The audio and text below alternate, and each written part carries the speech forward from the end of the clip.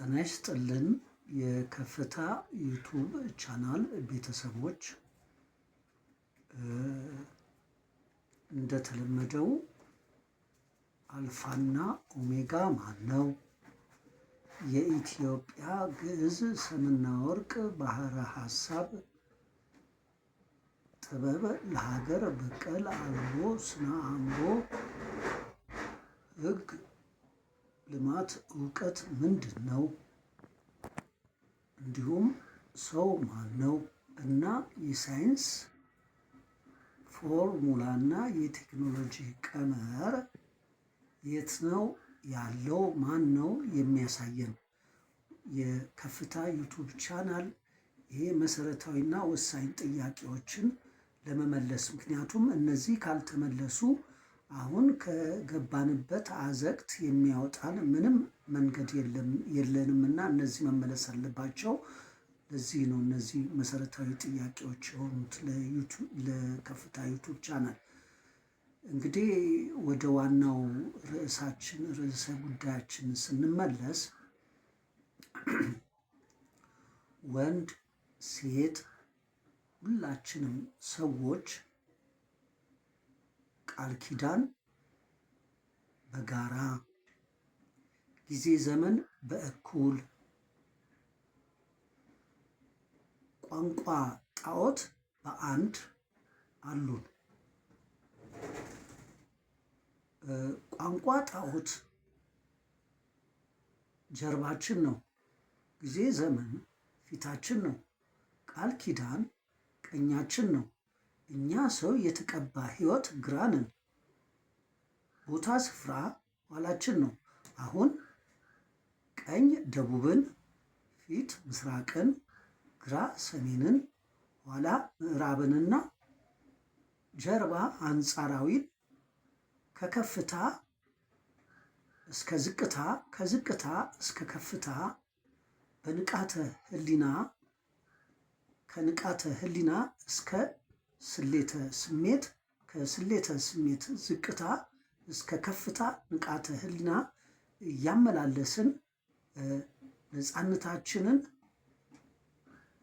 በመኖር ስርዓታችንን በእውን ጸጋችንን በግልጽ ሚዛናችንን በተጨባጭ ሕጋችንን በማስረጃ ግዴታችንን በምስክር ፍትሃችንን በመጻፍና ባርነትን ደግሞ በማረጋገጫ እናስተነትናለን።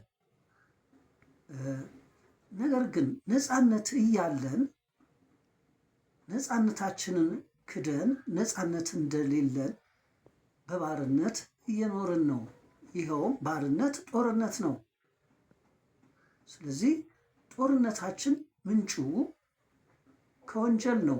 ወንጀላችን ምንጩ ከጥፋት ነው። ጥፋታችን ምንጩ ከችግር ነው። ችግራችን ምንጩ ከድህነት ነው። ድህነታችን ምንጩ ከስነ ምግባር ጉድለት ነው። የስነ ምግባራችን ጉድለት ምንጩ ከብልሹ አስተዳደር ነው። የብልሹ አስተዳደራችን ምንጩ ከክህደት ነው። ክህደት ስንል እግዚአብሔር ነፃነታችንን ክደናል። ብልሹ አስተዳደር ደግሞ እውነትን ዘግተን ነው። የስነ ምግባር ጉድለት እምነትን አፍርሰን ነው። ድህነት ሰብአዊነትን አቋርጠን ነው። ችግር ሃይማኖትን በርዘን ነው። ጥፋት ፖለቲካን ቀይረን ነው። ወንጀል ትምህርትን ሰውረን ነው። ጦርነት መዋቅርን ጋርደን ነው። ስለዚህ ይህን ለማስተካከል አሁን ያለው የመንግስት መዋቅር ጦርነትን አፋፍሟል። አሁን ያለው የምሁራን ትምህርት ወንጀልን አስፍቷል። አሁን ያለው የፖለቲካ ፍልስፍና ጥፋትን በአሸባሪነት፣ አሁን ያለው ሃይማኖት ችግርን በአክራሪነት። ስለዚህ ሃይማኖት ሰብአዊነትን አቋርጧል። ይህ ነው ችግሩ።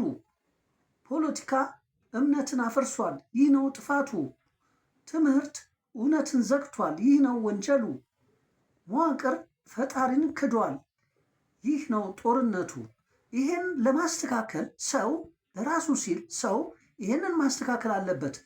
ሰው ከመዋቅሩም ባርነት፣ ከትምህርቱም ፍትህ፣ ከፖለቲካውም ግዴታ፣ ከሃይማኖቱም ሕግ በላይ ሰው ሰብአዊ ፍጥረት በተጠያቂነት ሚዛን ጠባቂ ሚዛን ነው ሰው።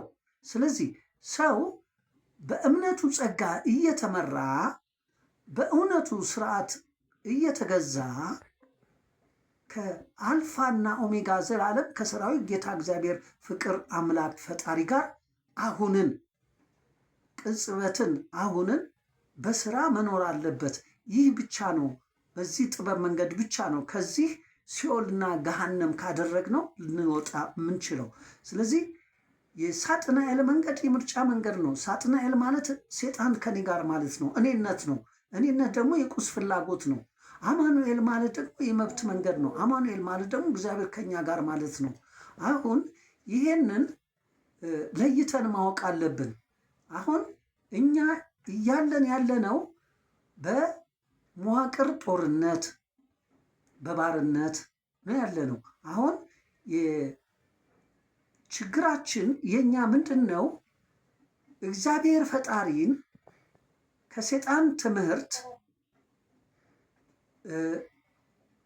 የህዝብ እውነትን ከዜጋ ፖለቲካ የትውልድ እምነትን ከሀገር ሃይማኖት ለይተን እኛ የአንድ አባት አዳም ቤተሰብ ሰው ተዋህዶ ግብረ ገብ ልምዳችን ተቋርጧል።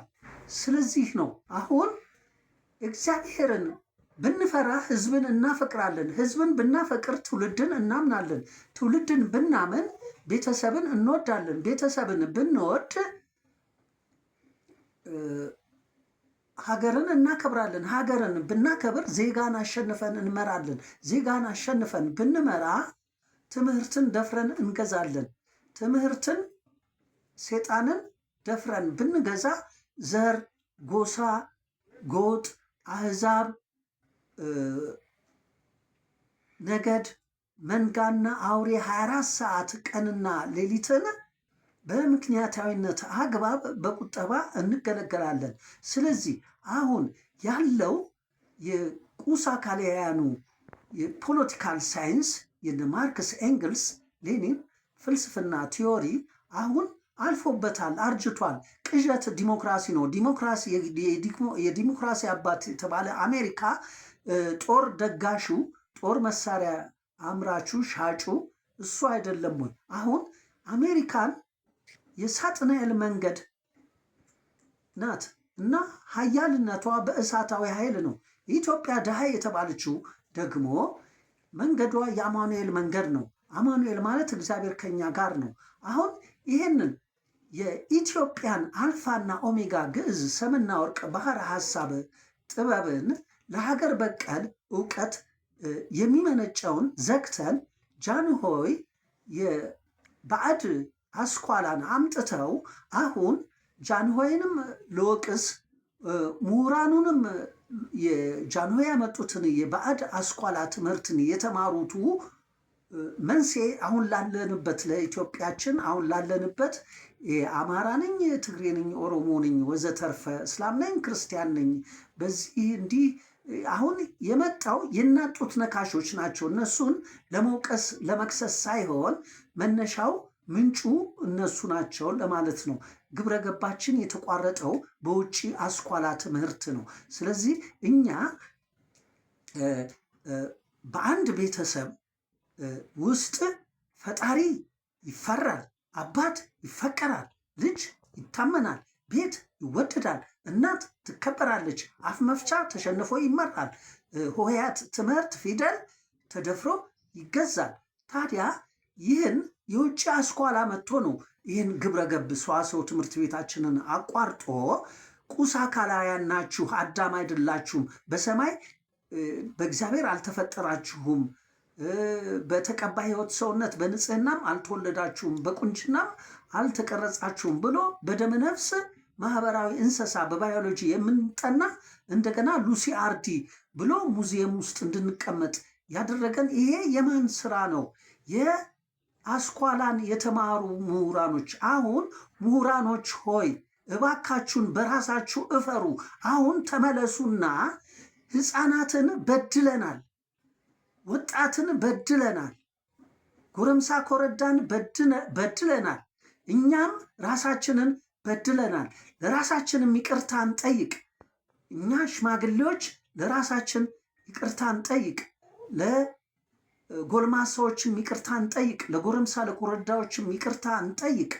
ለወጣቶችም ይቅርታ እንጠይቅ። ለሕፃናትም ይቅርታ እንጠይቅ። እግዚአብሔርን እንፍራ፣ እንመለስና ፈሪሃ እግዚአብሔር ሰው እንሆን።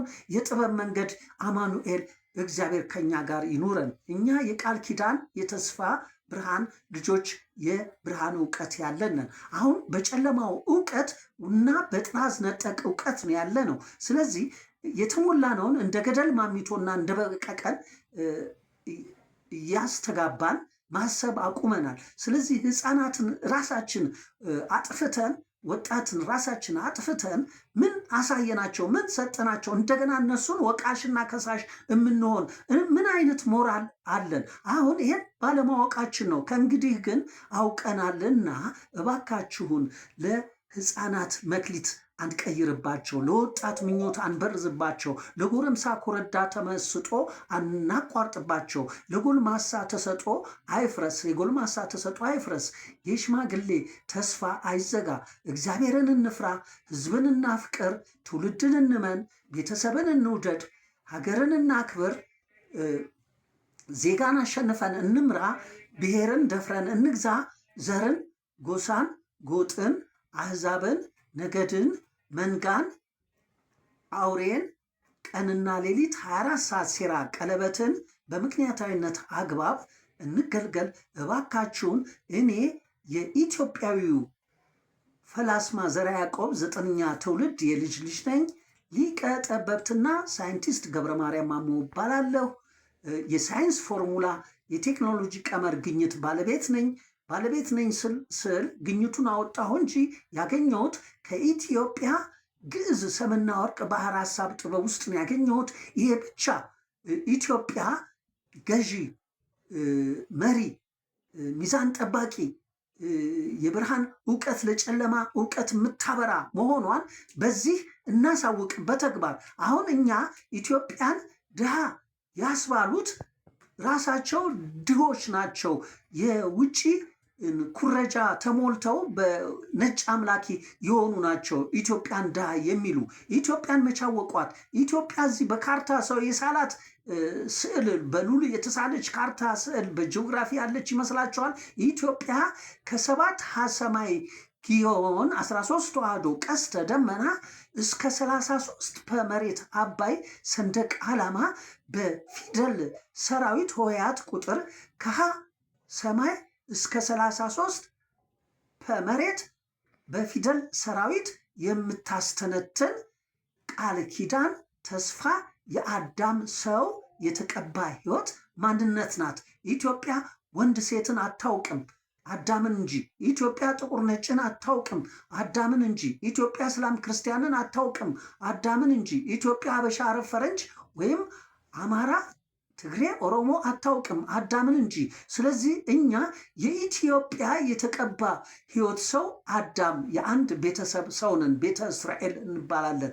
አሁን ይሄን ለመግለጽ ያህል ከእመብርሃን ወላዲትና ከኢትዮጵያ ቅድስት በኢትዮጵያዊነት ድንግል የእስራኤላዊነት ቅባት ለአይሁዳዊነት ታቦት ወደ ጽዮናዊነት ጽላትና ወደ መጀመሪያ መነሻ ወደ አክሱም ስልጣኔ ወደ ፊደል ሰራዊት ሆሄያት ቁጥር ለላሊበላ ውቅር፣ ለባቢሎን ቅርስ፣ ለቄሳር ገንዘብ፣ ለአሕዛብ ወረት፣ ለነገድ ንብረት፣ ለመንጋ 12 ሰዓት ቀንና ለአውሬ 12 ሰዓት ሌሊት ኢትዮጵያ እስከ ኢትዮጵያዊነት እስከ 14 ትውልድ ድንግል ተፈጥሮ ጸጋ ተሰጦ ነን። ስለዚህ ከልቦናችን ወተት የሚፈልቅ ከአንደበታችን ማር የሚቆረጥ የቃል ኪዳን ልጆች ነን።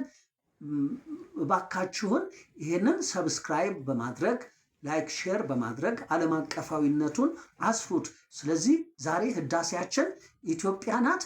የኢትዮጵያ ግዕዝ ሰምና ወርቅ ባህር ሐሳብ ጥበብ ህዳሴ ዛሬ ነው። በአዲስ እንወለድ፣ በአዲስ እንፈጠር፣ ወደ ማንነታችን እንመለስ። አመሰግናለሁ። ይቀጥላል።